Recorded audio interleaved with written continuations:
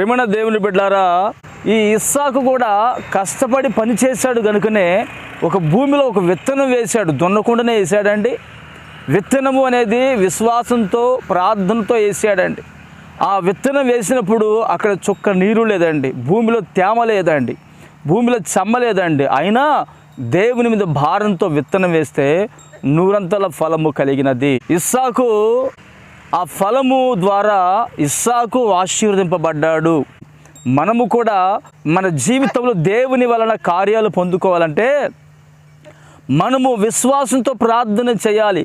మనకు ఆ విశ్వాస సహితమైనటువంటి ప్రార్థన ఎప్పుడైతే ఉంటుందో ప్రభు మాత్రమే మన జీవితాల్లో కార్యాలు చేయగలిగిన వాడు. గనుక ప్రార్థన జీవితం అనేది ఒక క్రైస్తవునికైనా, ఒక సేవకునికైనా, ఒక విశ్వాసికైనా చాలా ప్రాముఖ్యమైనది ప్రార్థనా జీవితం. నీవు పట్టుదల కలిగి ప్రార్థన చేయము, నా ప్రభు అయిన యేసుక్రీస్తు వారు నీ ప్రార్థనకు జవాబు అనుగ్రహించి నీ జీవితంలో మేలు చేసి నీ కన్నీళ్లు తుడిచి అనేకుల ఎదుట నిన్ను ఆశీర్వాదకరంగా నిలపగలిగిన వాడు. చూడండి, ఈ వ్యవసాయం చేసినటువంటి రైతు నా వెనకాల వెళుతున్నాడు కదండి. ఆ రైతు కష్టపడుతున్నాడు. ఎలా కష్టపడుతున్నాడు? ఎండలో, వర్షములో, చలికాలములో, భయానకరమైనటువంటి పరిస్థితులకు కష్టపడుతున్నాడు. ఆ కష్టం వలన ఈ భూమి చక్కగా ఫలిస్తుంది. ఏమండి, క్రైస్తవుడు కూడా ప్రార్థన చేస్తేనే ఫలిస్తాడండి. అతడు విశ్వాసంలో నిలిచి దేవునికి ప్రార్థన చేస్తే మనకు అవసరాలన్నీ ఆ ప్రార్థనలోనే ప్రభు సమకూర్చగలిగిన వాడు. మనము కూడా ప్రార్థన చేయాలండి.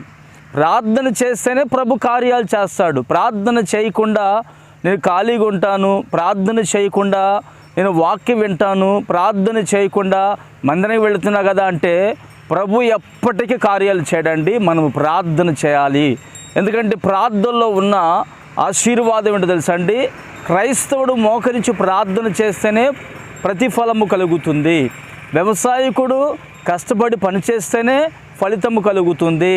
దేవునికి మహిమ కలుగునుగాక. నిశ్చయముగా ఈరోజు నీ మాటలు మన జీవితంలో యేసయ్య ఫలింపు చేయునుగాక. ఆమేన్. ప్రార్థన చేసుకుందాము. ప్రేమగల తండ్రి, పరిశుద్ధుడా, స్తోత్రం చెల్లిస్తున్నాము నాయన.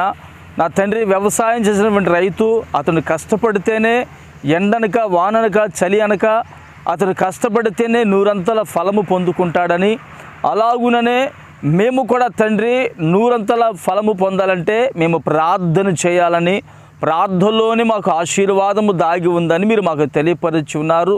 ప్రార్థనలో ఉన్నటువంటి ఇట్టి శ్రేష్టత మేము పోగొట్టుకొనక మా జీవితంలో మేము ప్రార్థనా జీవితం కలిగిన వారమై ఇస్సాకు వలె నూరంతలుగా మేము ఫలించినట్లుగా మీరు మమ్మల్ని ఆశీర్వదించి మహిమ పొందుకోమని తండ్రి, ఇప్పటికే నీ బిడ్డలు ప్రార్థన చేయుచుండగా వారి యొక్క ప్రార్థన జీవితాన్ని మరింత బలాభివృద్ధి కలుగు చేసి మహిమ పొందుకోమని యేసు నామమున ప్రార్థిస్తున్నాను తండ్రి.